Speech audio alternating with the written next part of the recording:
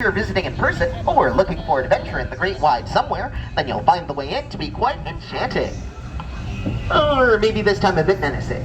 But Hakuna Matata, friends, it means no worries. And though it appears that we're entering the jaws of Monstro, we're really being transported to a magical place called Storybook Land.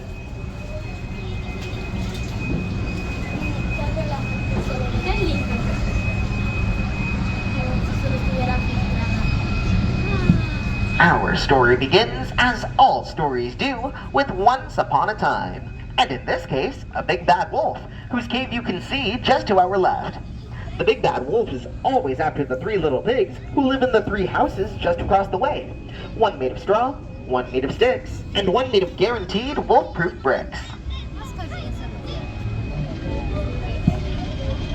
Just around the river bend to the left, you'll see a quaint English village, which is the home of Alice.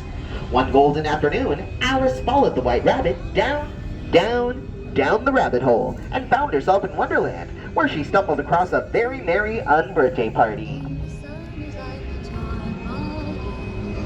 There are many fantastic places here in Storybook Land, like London Park to the right, where Peter Pan took Wendy, John, and Michael Darling all the way to the second star to the right, and straight on till morning with the help of Tinker Bell's pixie dust. And in Neverland, they would never ever have to grow up. Now, we're going to make one jump ahead to the kingdom of Agrabah, a city of enchantment, where one day, a street rat named Aladdin bumped into Princess Jasmine in the marketplace and stole her heart. Through the power of love and the help of a genie, Aladdin and Jasmine got married and now live in the Sultan's palace to this day. These places are where love blooms forever, like the flowers on the golden archways above us. The very same archways where Aladdin and Jasmine flew over, sideways, and under on their magic carpet ride to a whole new world.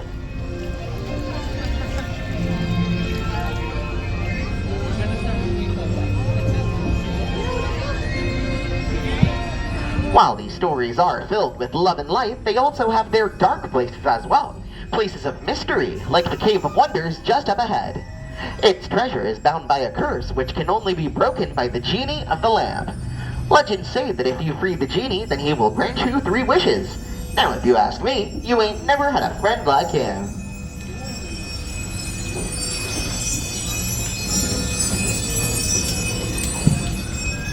Speaking of wishes, Snow White had a wish of finding a safe place to escape from the evil queen, and the 7 dwarfs provided for her in exchange for her kindness, allowing her to stay in their cozy forest cottage over to the right.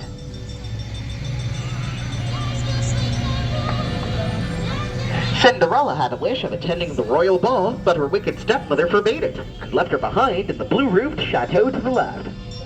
The fairy godmother granted Cinderella's wish, but when she failed to leave the ball by the stroke of midnight, her carriage turned back into a pumpkin, which you can still see on the tiny bridge just up there. While magic has its limits, true love does not, and now Cinderella lives happily ever after with her prince in the castle.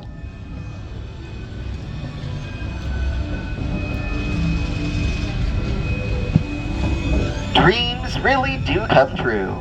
And while some dream of happily ever after, others dream of sleeping on hills of quilted flowers, like the one to our left, inspired by the 1933 Silly Symphony cartoon, Lullaby Land. There's magic everywhere here in Storybook Land, like the magic that keeps these miniature plants forever young, thanks to the garden fairies from Pixie Hollow. It's magic like this that inspires stories the world over. Stories like the Tangled Tale of Rapunzel. From atop her secluded tower, the lost princess herself once wondered, when will my life begin? And with the help of Flynn Rider and her trusty frying pan, Rapunzel was able to have the best day ever and live out her dream of seeing the floating lanterns. Now, just up ahead to the left, you'll see the stately manor of one J. Thaddeus Toad, or as we like to call him, Mr. Toad. Unfortunately, friends, it looks like Mr. Toad isn't home right now, as he's likely away in his motor car on a wild ride to nowhere in particular.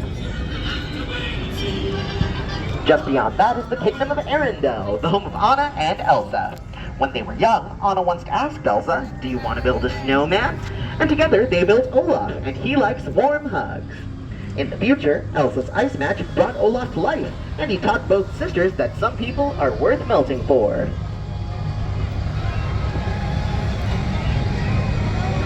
Straight ahead is the Alpine Village, which is the home of the woodcarver Geppetto. Geppetto once wished upon a star for his puppet to become a real boy, and after Pinocchio rescued him from the jaws of Monstro, the Blue Fairy granted that wish. No strings attached. Geppetto's wish is like those found in so many stories, like the story of a little mermaid named Ariel, who followed Prince Eric to his castle on the right. Ariel made a deal with an evil sea witch to trade her fins for a pair of human legs, so that she could become part of our world. Hers is a story that follows in the shadow of her father, King Triton, in the underwater city of Atlantica to the left, and spills out into adventures that ultimately end, as all stories do, with a happily ever after. Now,